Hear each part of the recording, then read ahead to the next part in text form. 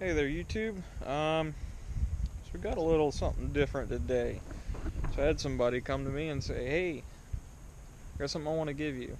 And typically, when somebody wants to give you something, normally it's a good deal. When it's really anything, one way or another, free works. Apologize in advance if the wind is causing any issues with the camera on this, or the microphone on the camera. So I got a motorcycle for free. I already had a motorcycle because I have my 71 SL 350 that I built. I don't have any videos of it, but I used to have a blog and I chronicled the various stages of building that. So I have another motorcycle, which is an upgrade, and it's gonna enable me to be able to do longer rides and be comfortable because it's a cruiser. I'm going to show you this. Don't freak out. It's already half torn apart. I didn't give you guys like that first hand. I just rolled it off the truck. Here's the first look. But some of you may have already seen this. If you're watching this and you've already seen it, you already know what you're going to see. But it's here's what it looks like right now. Kind of has a cobbled together fuel system because it's got a, here's the gas tank, the seat, and all that stuff. So the gas tank, the only thing I don't have, I got a title, I have the bike obviously, and it's really not in terrible condition. It's an 83 Shadow 750. It's a 750cc V-twin, water cooled. It is an interesting engine because it has 2 plugs per cylinder. There's actually 2 more plugs on the other side. I actually, for a second, thought it was a V4 until I looked at the VIN and was like, oh, VT, it's V-twin. And it's got 2 plugs per cylinder, and it's got 3 valves per cylinder, 2 intake, 1 exhaust. So pretty interesting, fairly high tech for 83. But I think everybody knows what a Shadow is, so that's nothing special. But nice little bikes. I'm pretty excited about it. It's got some decent looking wheels, factory wheels on it, dual front disc. It is rusty. So we're gonna have to address that, and I think a lot of it'll clean up. Some of it's just gonna have to get cleaned up to bare metal and painted over.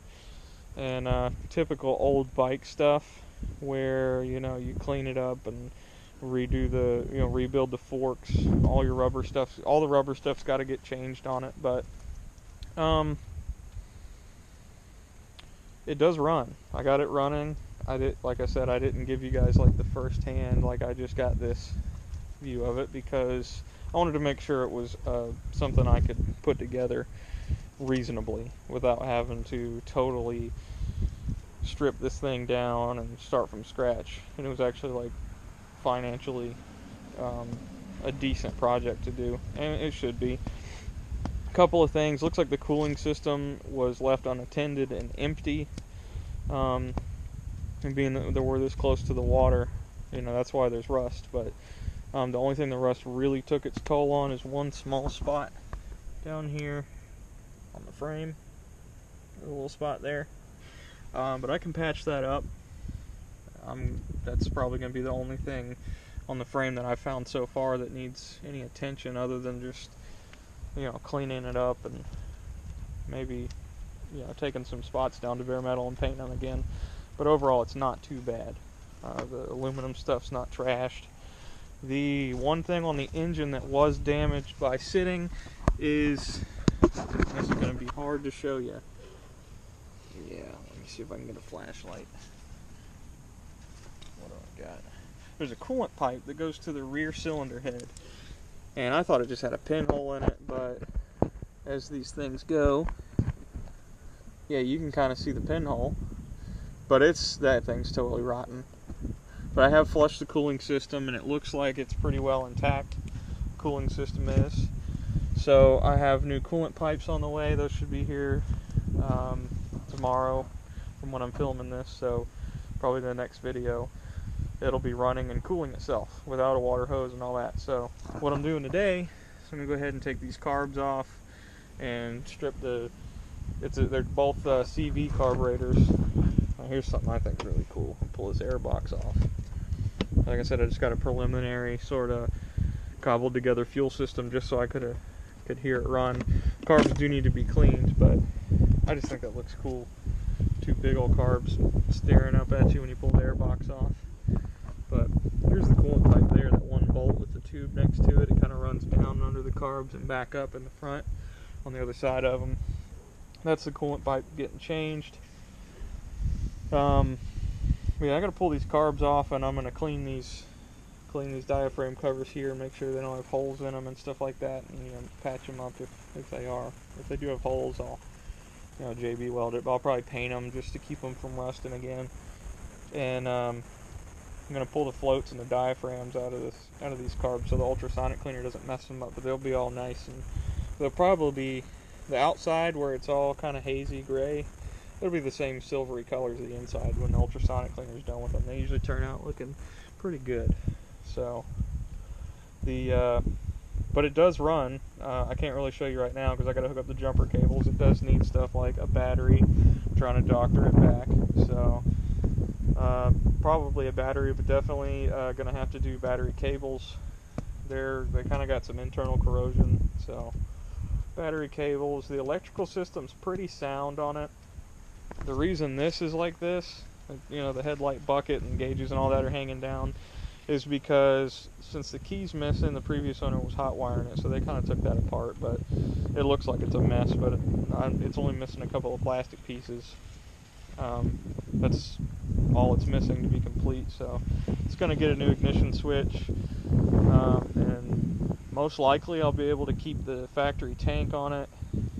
And I mean, it's pretty complete. Like, as far as a project bike goes, this looks like more of a project than I think it actually is. But the two biggest things are going to be getting it running and cooling, and then the brake and clutch master cylinders. And then I can ride it around a little bit. The front fork seals and stuff are totally shot, so I'm going to have to rebuild the forks. But as far as testing it out, making sure the transmission's good and the clutches are good and all that stuff, that's all I'm going to have to really do. But I might be able to get the clutch master cylinder working, just put some fluid in it and see what it does. I don't need it to work great to test it, but I probably will be rebuilding the master cylinder. I'm pretty sure the water pump's in good shape. I had to flush this cooling system and a bunch of really nasty, like that stuff that kind of looks like grit and sand right there. Most of that came out of my cooling system, so that's not great. But I don't have any busted water jackets or anything like that I can tell. So I was pretty excited about that. The radiator fan works. The radiator doesn't seem to have any leaks, and I got it all running clear. So for the most part, it's in pretty decent working order. I've just kind of went through and taken all these electrical connectors apart and sprayed them out and put them back together, and the electrical system's pretty sound, so I'm happy with that. That means a lot less wiring work to do than most old bikes. But yeah, so let me get on. I want to go ahead and get on taking these carbs off. I'm going to try to find a place to set you guys up here. This is going to be fun.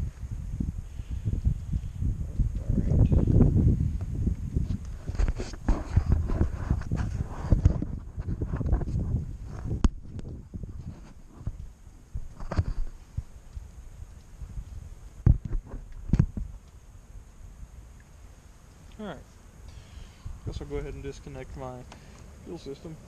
Oh, there is some gas left in it.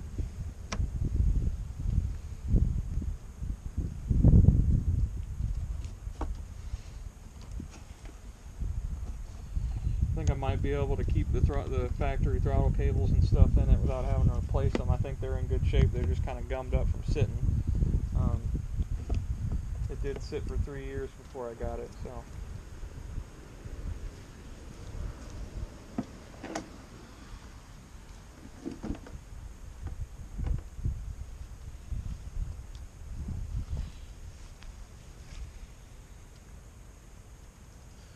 Got to figure out how to disconnect these choke cables, and this doesn't have a typical choke. As you can see, I'm sticking my finger right to right to the slide, and then these are a CV carb, so you know it's got a butterfly and there's a slide, and that's what these diaphragms on top are for. They actually open the slides, so a little bit different from it might be normal carbs for some of you, but it's a little bit different than a typical slide or butterfly type carburetor. It's a combination of both, actually. Probably more akin to like a vacuum secondary or an air door style, where it's metered by the engine load and airflow. So the engine airflow actually tells this how far open to be. I gotta figure out how to get these chokes out. So the chokes, since it's not a conventional choke with a plate that goes over here and it would basically cap it off there, it's got the most of you watching maybe, I wouldn't say most of you, but some of you may be familiar with it.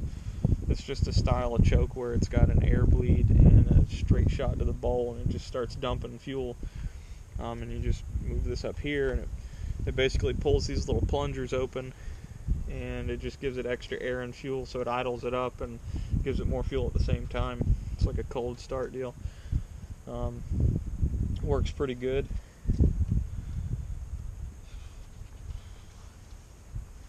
Should just be a Phillips screwdriver.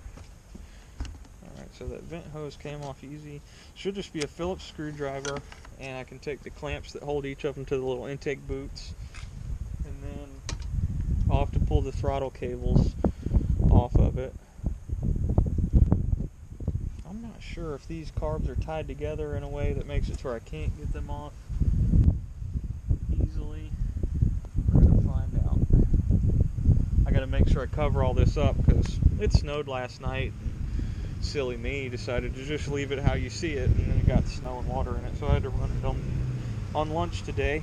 Came home from lunch and ran the bike to make sure I didn't have any water in the cylinders. That was kind of dumb, but there wasn't, so we're good. I'm gonna go grab some tools and I'll be right back.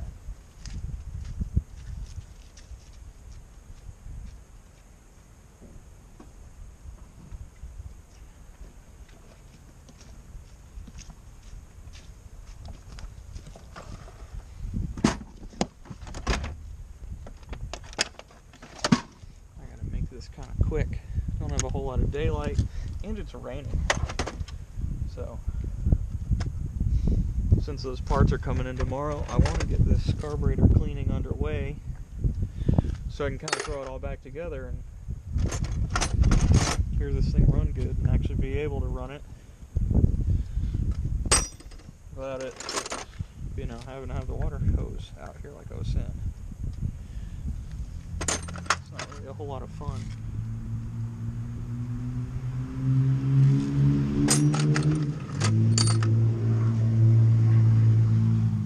There's some lovely people that live around here.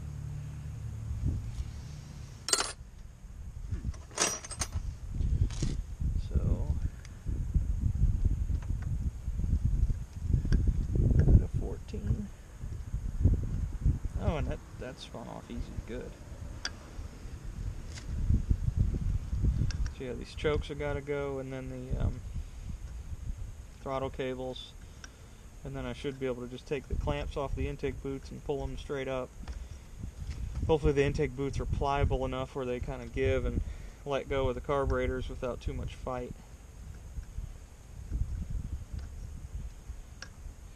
All this stuff here is like all rubbery and making it a little tricky. You have to actually, it's like the nut for the whole choke plunger deal like wants to rotate back. It's like kind of springy.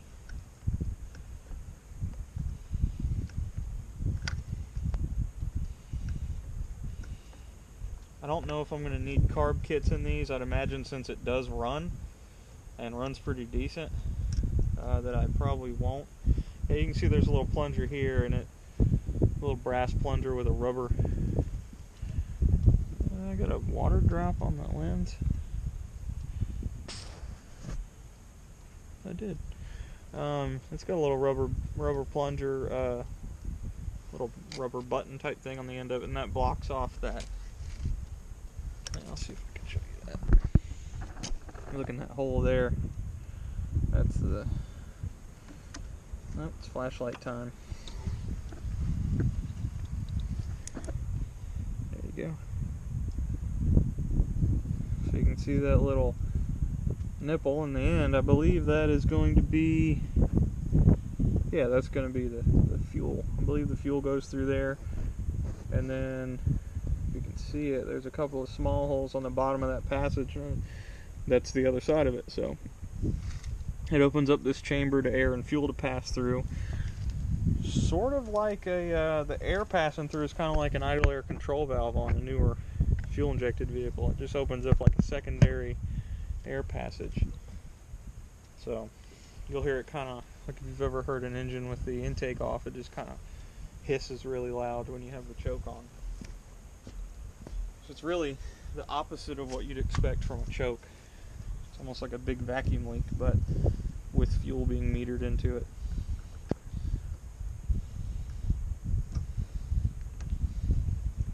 I think Japanese bikes are probably the earlier ones to use that style of choke instead of a plate. Really, I guess whoever used... I don't know. The only thing I've seen it on is Japanese bikes, but I'm sure newer stuff's got it. Then I think Harley's used CV carbs, and some CV carbs have a choke plate, like on the 350s. They've got a choke plate with like a little flap in the middle that's spring-loaded. Kind of lets air pass once the engine starts.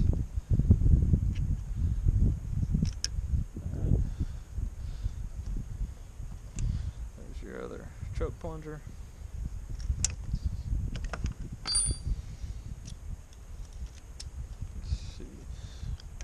Oh, look at that.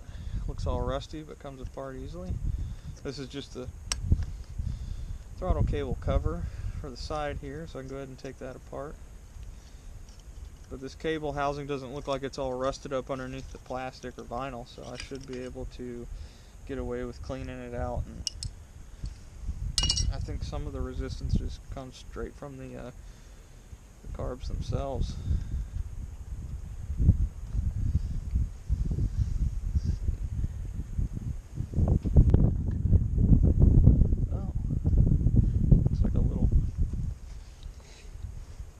These two place where these two screws came from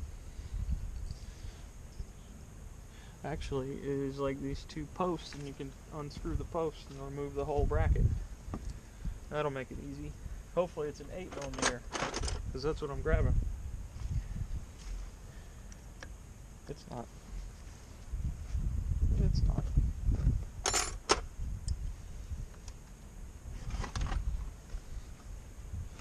It's going to be whatever this size is.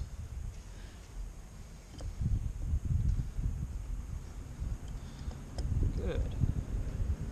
Not totally frozen in there. Yeah, I'm going to take these apart and go through the service manual and see what I need to do as far as float height and default needle position for the slide. I'm going to go ahead and sync up like the throttle stops, make sure all that stuff is set together. I'm even going to go, some people don't really, they might go by feel on a lot of this stuff, but I'm even going to go and set the free play on these cables, because it's a push-pull cable setup, which is nice. My 350 doesn't have that, but that's like a fail-safe. No, it is the cables that are kind of stuck. Those will get lubed up and that'll work better.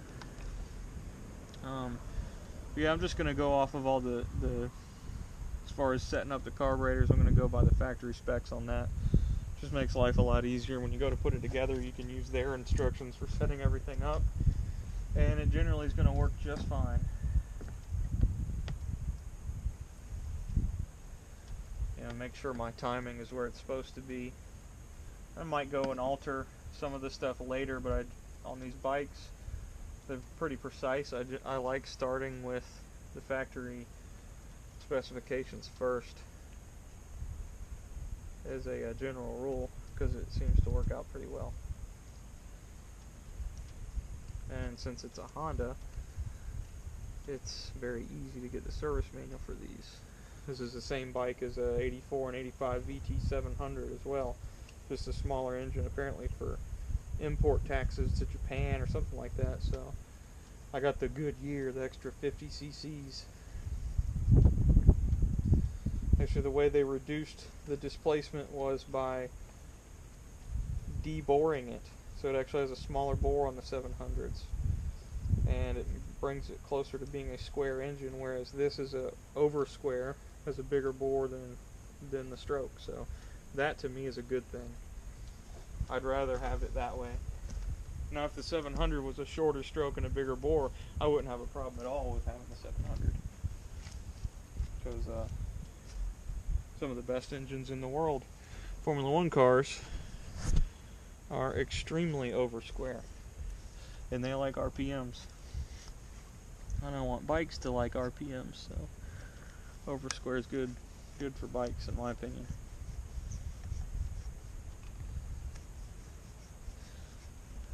But they're all cool to me, so it don't matter. Generally speaking, they're all cool.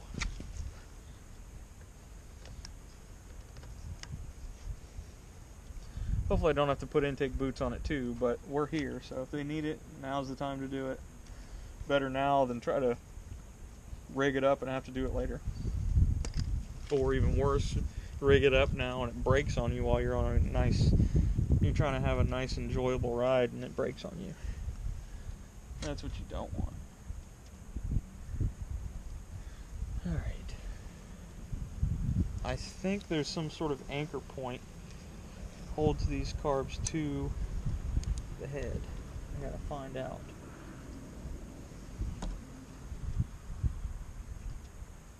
There doesn't appear to be. They're on there pretty firmly. That's the only reason I say that. Maybe that's just how tight these intake boots are. And I'm just gonna have to do a little bit of prying. I don't want to, but just be gentle.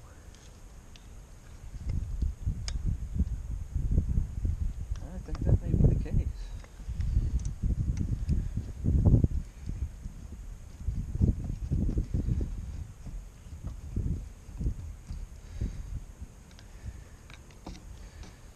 Come on, get out.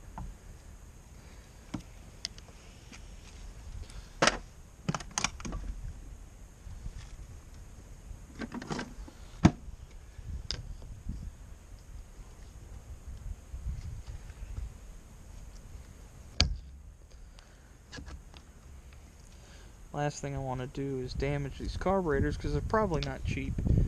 Probably not super expensive because it's a common bike, but I don't want to have to put carbs on it if I don't have to.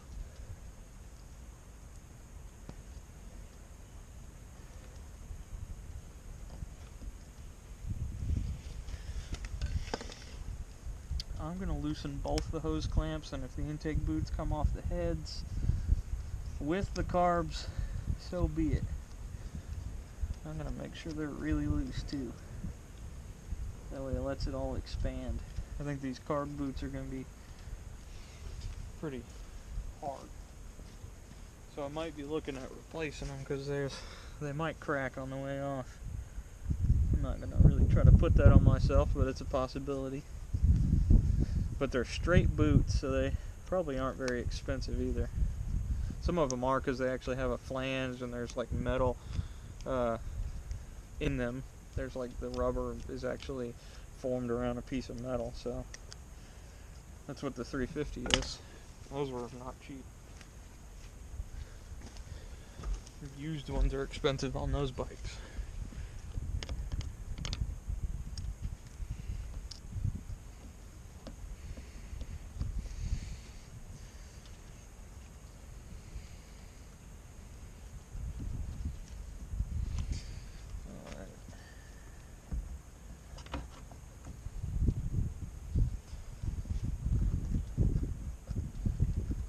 Out of there.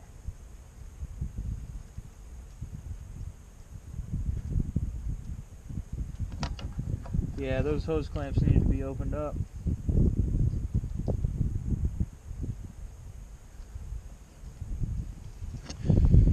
because they are, I believe they're going to be the same style boot as the, yep. Okay, so the reason why those are hard to get off of there is because of the way that lip is. It's a pretty deep groove, which means that they have a lot less chance for vacuum leaks as long as you, oh, yummy. Yellow and orange stuff dumping out of the bowl. Stinky stuff. I thought I was getting fuel in there. Maybe not. Oh, that's cool.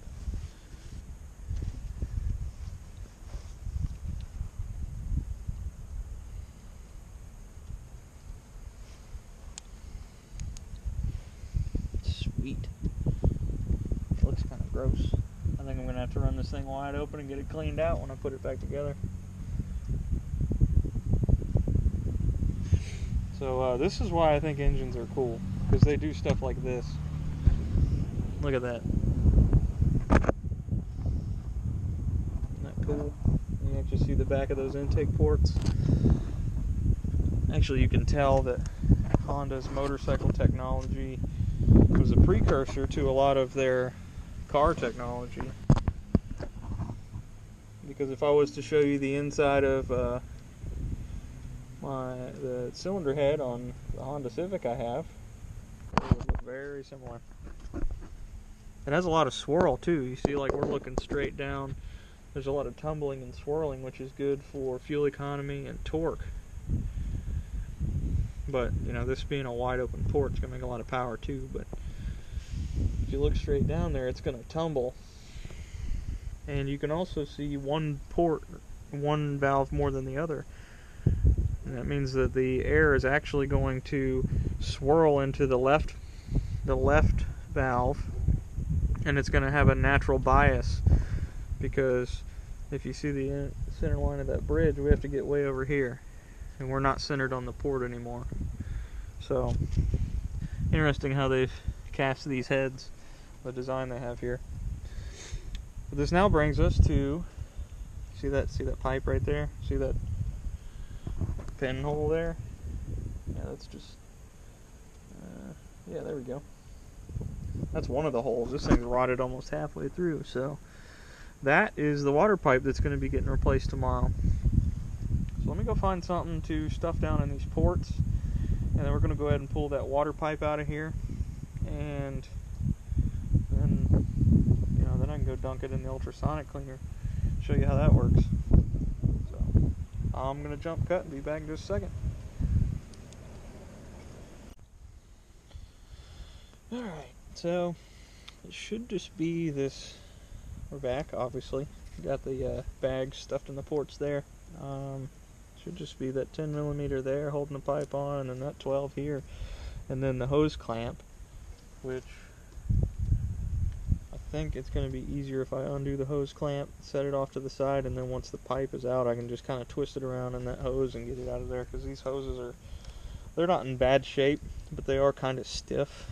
Like, they actually are in pretty decent shape. I can use those, but they're kind of stiff, so it's not going to be a whole lot of fun to try to work with those in the bike. It seems like every time I work on this thing, I'm getting cut up too, so I think I'll have less chance of getting sliced open if I do it that way. Let me see. Where's my pliers?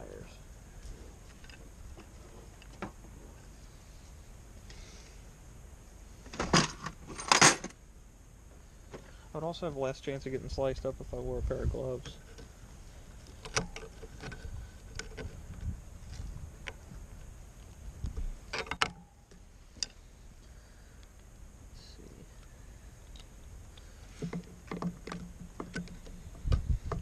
This bike does have an exhaust on it, and it being a Shadow, that might not be a good thing.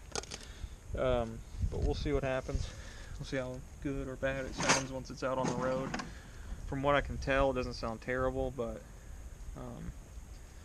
I don't know yet. I'm not totally sure. The jury's still out on that one. So.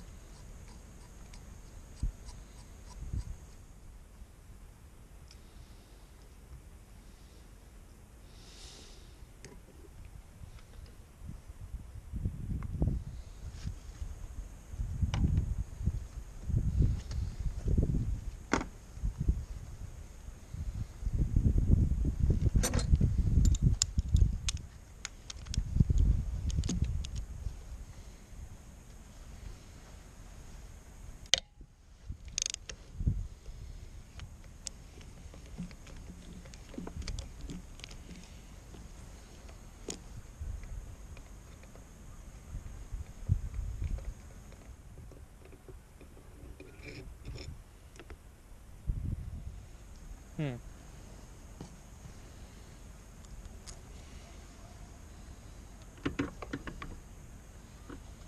Well, that looks like a head bolt.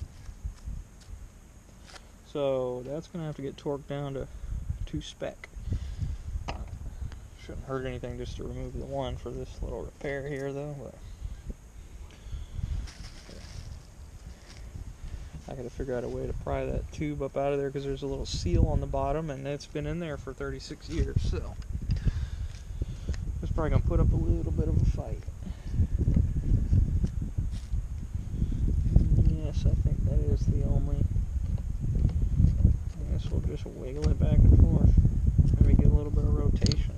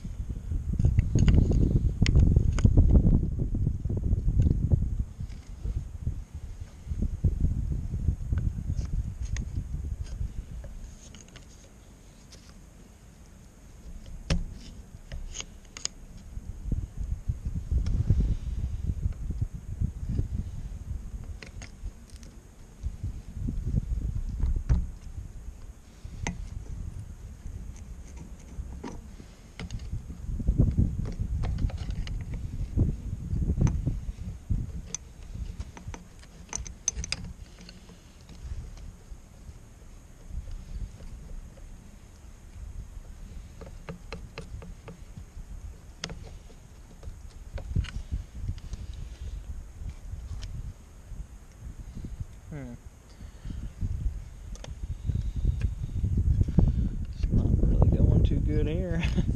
I don't have any way to pull it out of there. I can wiggle it around a good bit. I can just break that seal loose. I think that's about all I'm going to have to do. Once the seal breaks free, I should be able to just get it straight out of there, but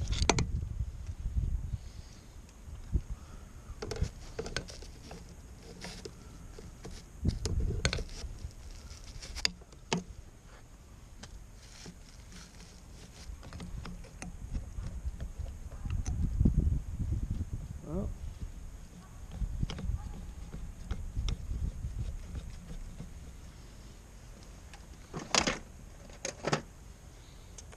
use a little pocket screwdriver underneath that bracket right there.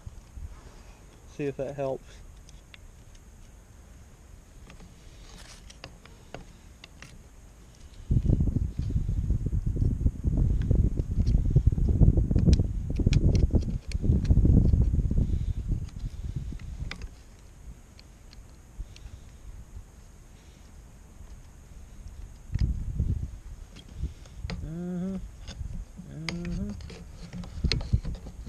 Like we might be on to something.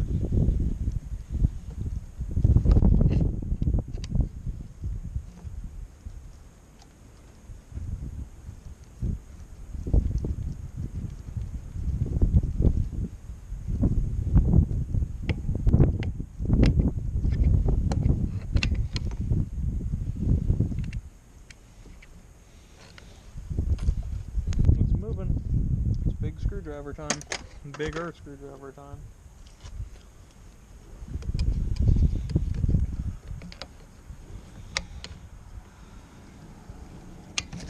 There we go. Ew. That looks nasty.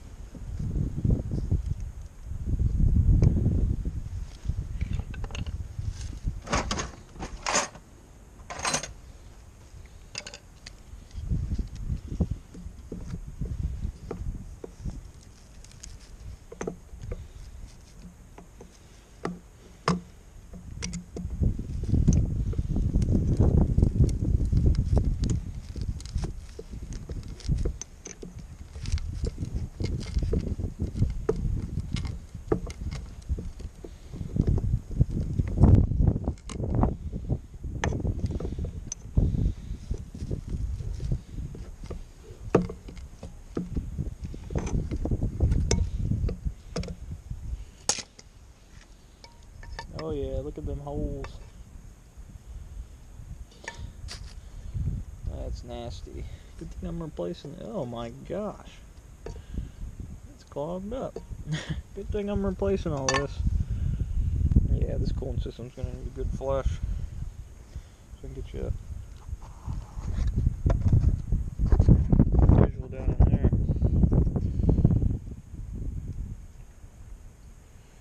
Oh yeah, that's nasty. Gross. Alright, so I believe I also am getting that front tube with the set. Probably be a good idea, just based off of what that looked like, probably be a good idea to go ahead and pull that one too. I don't know if I'm going to do that tonight. We'll see. But basically, I just wanted to get that out of there. There's junk in there. I need to pull the thermostat on this and flush it out with the water hose too. So, but we got that off of there. That's the main part that needs to be repaired. And the carbs are off. That little tube there, this is kind of interesting. Hang on. Little tube there, that is, it goes up there to that bolt, and then over here, this bolt, that is actually the head oiling tube.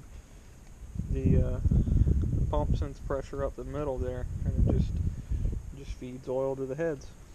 It's for the valve train. So, kind of interesting that it would be external. I think I'm going to go ahead and drop this air box back in the hole here, like this. I'll even put it back in the boot. Ain't I a nice guy? And I'll put the tank on there just so it, you know, doesn't get a bunch of rainwater collecting in the water jackets and stuff. So, but that's going to be it for that part of it, and I'm going to go get the ultrasonic cleaner, and we'll do a jump cut once that's set up. Go ahead and start taking these carbs apart and dunking them in there. So, back in a little bit. Alright, so we're back, and it's a little bit later. I had to take care of some stuff, but I've got the carburetors sitting on top of the ultrasonic cleaner where they're going to get cleaned. So I haven't taken them apart or anything, as you can see here. I'll explain a little bit about what we are cleaning. So here's the slides, and these are the diaphragm caps here. Well, one thing I'm going to check is to see, that's pretty rusty, so I'm going to have to clean this up. There's not any real pressure here. There's a little bit of vacuum, so that's a candidate for being able to probably JB weld it if there's holes in it. Those caps tend to be kind of expensive, so you want to fix them if you can. But I'm going to pull these bowls off of here, and I'm going to take the float out and the needle out, and I'm taking these caps off the top, and I'm going to remove the CV diaphragm and the slide, which are one piece. The reason I'm doing this is because ultrasonic cleaner does get pretty warm, hot enough to where you can't even reach your hands in there, which is typically a lot hotter than what these carburetors are going to see. Which is not a problem other than these couple of parts. The heat's not so big of an issue, but combined with the ultrasonic cleaning, which is a really high frequency sound wave, basically. There's a little piece in the bottom that vibrates at a frequency that you can't hear. You can hear it as like a buzzing sound, and especially on camera it would probably drown my voice out completely. So I'm not going to turn it on during the video, or if I do, it won't be while I'm talking. But so that is basically cavitation is what's happening. It makes little tiny air bubbles, and those air bubbles scrub. Well, it can poke holes in things like the thin brass floats, and it can also damage the rubber diaphragm. It's the probability of damaging those is fairly unlikely. I mean, you're not going to go trashing everything with it, but at the same time, I'd rather not have to replace them when those two parts don't need to go in the cleaner anyway. You can clean that stuff by hand by just wiping it off. So I'll be removing those and exposing the top and the bottom of the carburetors. We'll get the 50-50 pine sol and water mix in there in all the passages. Like I was saying, the inside and outside of these carbs is going to be the same color when I'm done. It'll be it brightens up the metal a lot. So these carbs will look nice when I put them back on.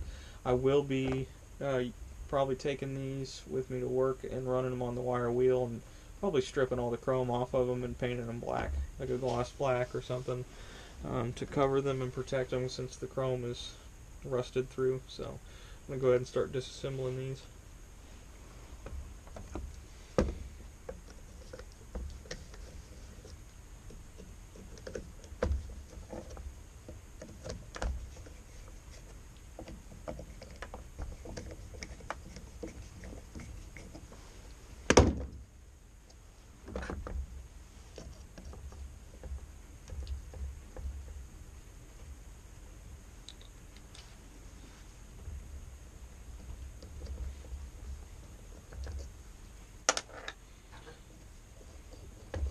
If there are any small pieces that I need to put in the cleaner, I'll probably use the diaphragm caps as a bowl to put down in there.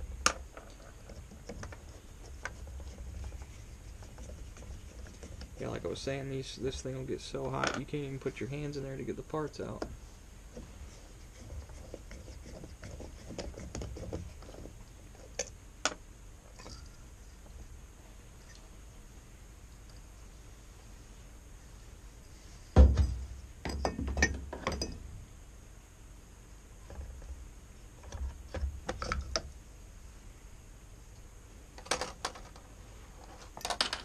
You can see the needle here's got a little bit of varnish buildup on it. So that's something I can wipe off. But this diaphragm looks pretty good. It's a very soft rubber, very thin. It doesn't look like it has any holes in it, so that's good. These can get kind of expensive to replace, but it's a little. Let's see. It's a little plastic washer and plastic screw that holds the needle down in there. So I probably won't be removing the needle. I don't need to.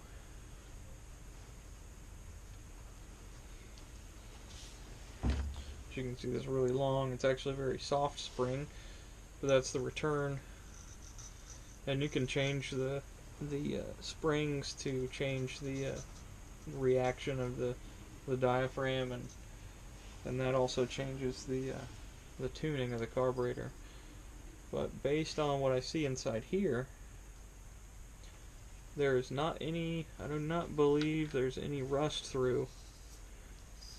That's actually, this is actually in good shape. I don't see any rust through on this diaphragm cover. So that means I can just clean it up and paint it and it'll be fine. So that's great. That's less stuff that I have to buy, so I'm happy about that.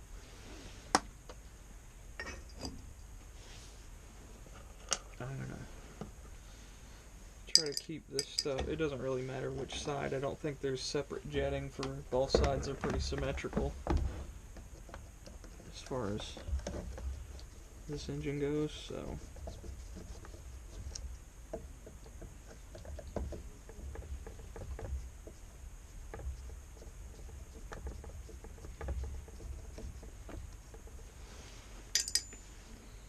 that's excellent news, though. We'll see what this looks like. This one actually looks in a little bit better condition on the outside of the cap, so it's probably good inside too. I'm very happy that all these threads feel good and they're not all gummy and corroded, and the screws are coming out easily. Alright.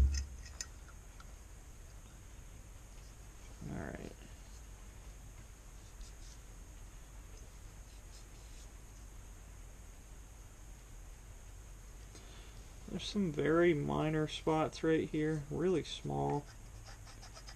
Oh, that's just dirt. Good. There's a couple of specks in there, and I was concerned that was rusty spots, but it's just dirt. So that's good. Let's check out this diaphragm. Up. See that? That's what we didn't want to see. That right there. So this diaphragm needs to be replaced.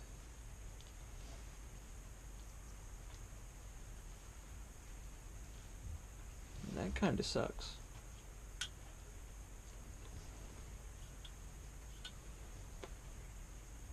I wonder if I have a diaphragm for one of these. It's possible. I have another carburetor that's a large CV carb like this, and I think it had good diaphragms. I have to go look at my part stash and make sure, but I do have one blown diaphragm. Okay, that probably just rotted away from age.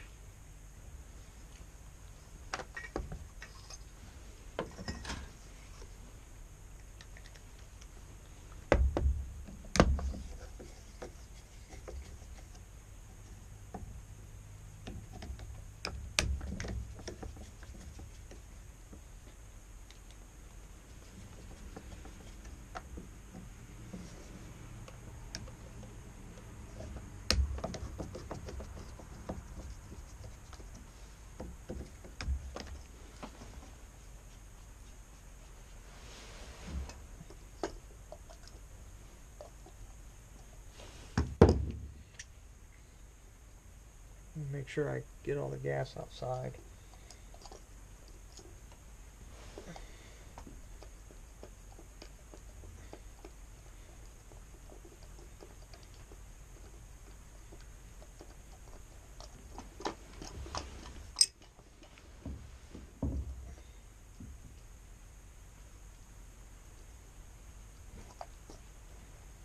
There was a little bit left in the bowl. I'd already dumped it out, but that's the temperature's coming up pretty hot. Come on, no. Cleaner.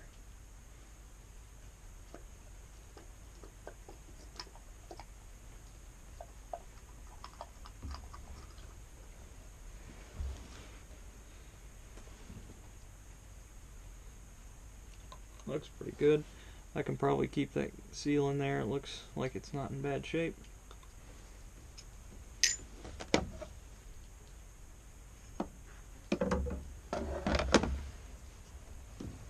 Oh, it doesn't have brass floats. Yet it has plastic floats. Doesn't look terrible.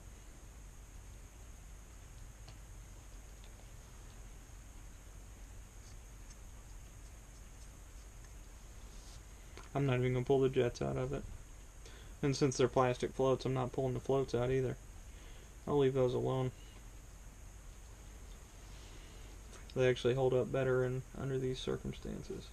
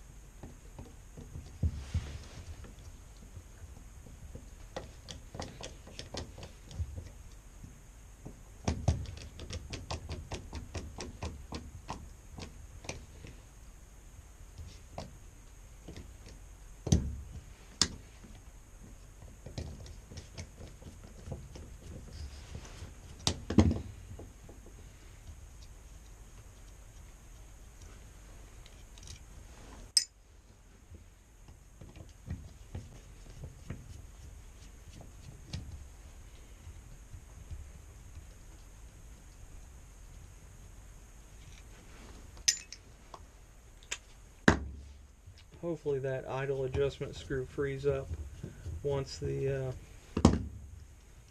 goes through the cleaner.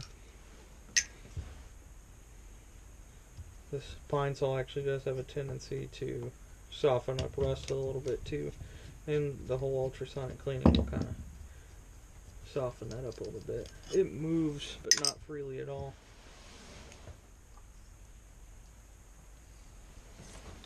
Alright, same situation. Actually, this side's a little bit cleaner looking. The jets are less discolored. So, let me put that bowl in there.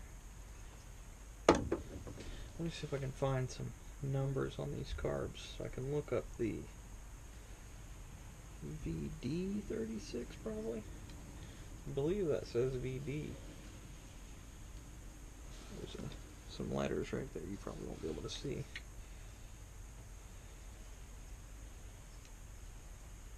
I'm just going to have to research that. I know there are 34 or 36 millimeter carbs, so.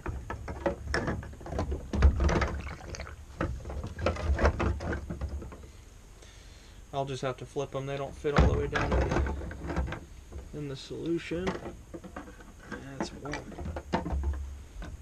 So I'll just have to flip them over every once in a while. But it's an 8-minute timer. This is just a $80 deal from Harbor Freight. So I'll go ahead and turn it on just to let you hear how not nice it sounds.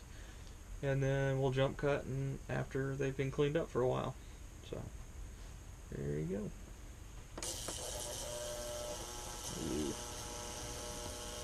See you in a minute.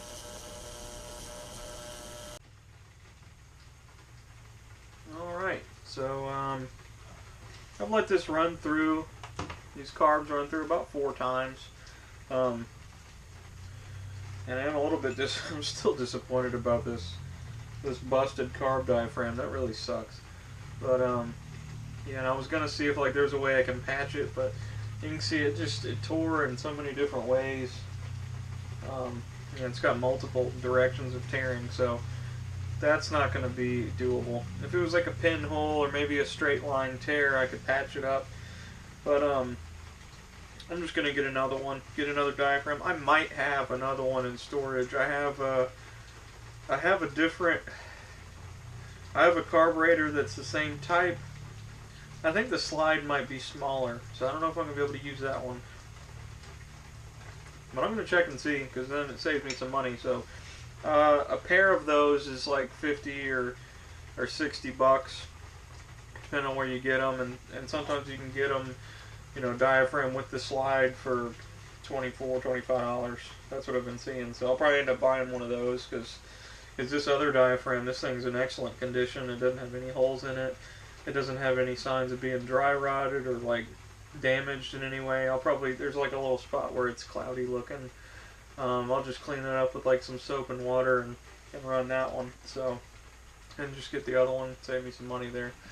So, but I wanted to show you the carbs. I was saying the metal is going to start brightening up and start to take on a little bit different color. It's steaming because it's hot. And it's not as hot as it can get sometimes, but so you can see that it's starting to clean up real nice. You can see the places where it's bare and it's not discolored, that it's really it's brightened up quite a bit. I'll need to go over this with like a little brass brush. I might not put too much effort into these because you can't see them too much when they're on the bike. But if I get the chance, yeah, it just gives you like some gray stuff. If I get the chance, I'll probably go over them with the brass brush real lightly to clean up any kind of corrosion on the outside of them. One thing that's really interesting, these pieces right here are brass. And, you know, the jets and stuff, you can see what all is brass. Because it has this weird pinkish color to it. It doesn't look like brass anymore. But if you run a brass brush across it, it comes out a nice pink color. But it comes out pretty nice though. Yeah, you can see I just smeared off some black stuff off the inside there because this stuff loosens up dirt so well. You just wipe it out of there. You know, that's just from like backfiring, which could be what blew that diaphragm, but at the same time, like, that looks like it's old damage. That might just be from it sitting, and you know, it looks dry rotted.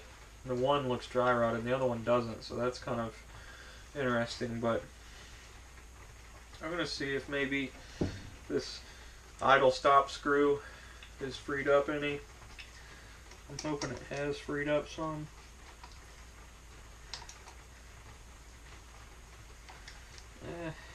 Somewhat. Let's see if I use a bigger Phillips head.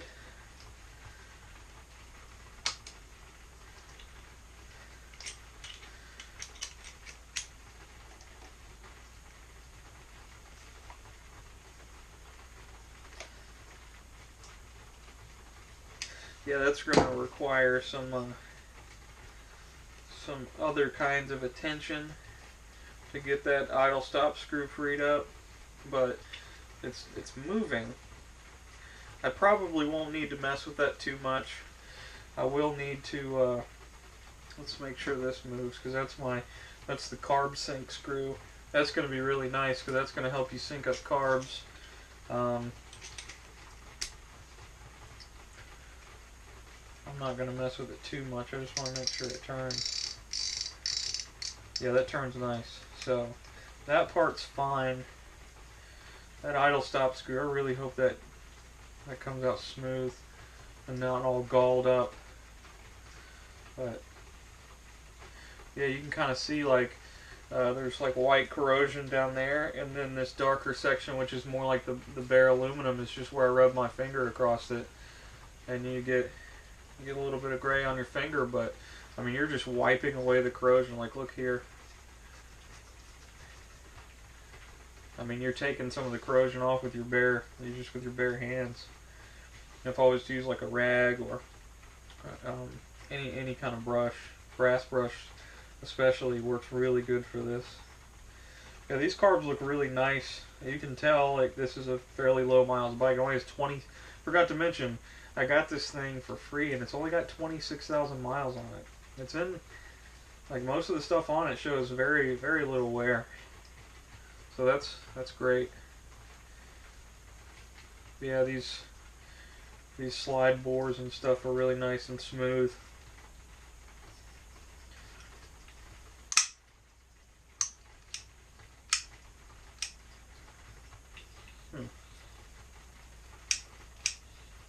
These throttles are moving a lot smoother.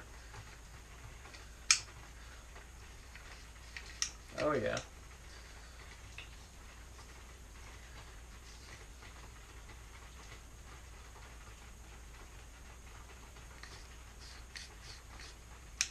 Vroom vroom. I'm in my mom's car. No, I'm just kidding. No, but this is turning out pretty nice. I'm happy with it. These carburetors are in pretty good shape. Let's see if I can show you. The water's a really nasty gray color. It was a nice clear, like amber color before, because it was half pine sol, half water. Now it's this nasty gray because of the corrosion it's taken off and the dirt and stuff it's pulling out of these carbs. Yeah, this is. And you can see like some of the haziness on these floats, and then you can just scrub it off with your fingers. I mean, sometimes you got to go back in here and go over things to make sure it's clear, but usually just like a blast of air or running your finger across it after it's been through the ultrasonic cleaner, and it comes out nice. So, but I think that's going to finish it up for tonight. I mean, there's nothing else you're really going to see. I've pretty much showed you everything that's going on tonight. So, that does suck about the diaphragm, because that means I was really hoping to get this thing put together and be able to run on 2 cylinders and do its thing this weekend. No clutch, of course, but, you know, to be able to rev it with actually be able to rev it, you know, maybe change the oil and stuff in it and do all that necessary goodness and go from there. But if I'm only going to have one carb functioning, that's not going to work. So I wanted to get the cooling system flushed out again too, but I'm not going to get to do that this weekend unless I'm going to go check and see if I got another diaphragm in storage first before I say that. But it's probably not the same one, because I think it was off like a 450, which is going to be a very different slide bore, and that diaphragm's just not going to fit. So I'll see if I have one. I really hope I do, but it's not likely. So I'm going to go ahead and I guess I'll just go ahead and cut this video here. And oh, that's going to be helpful. It's got like a little 8mm or 1/4 inch X on the end of it, so I can push that cap down, put a socket on there. That'll help me work it. That'll help me break it off, actually. So I need to be real careful with that. But, so yeah, I think that's pretty much going to cover it for tonight. I'm going to go ahead and just kind of pack it in. I think these are clean enough. So yeah, I hope you hopefully enjoyed this video. Let me know what you think. If you've got any suggestions for stuff you want to see, or any suggestions for the channel. Like I said, some of these videos are going to be coming out with different editing. So let me know what you think about that. I think I'm just going to upload this one raw. I still have the one video to upload with the time lapsing and all that, so that will be a different video. So it still hasn't come out yet. The editing's not finished, but I am having someone do that for me. So, but yeah, that's going to be it for tonight. You know the deal. Like, comment, subscribe. Let me know if you have any suggestions or content you want to see, stuff like that. Any questions you have about the bike, or anything really. So yep, till next time, see you later.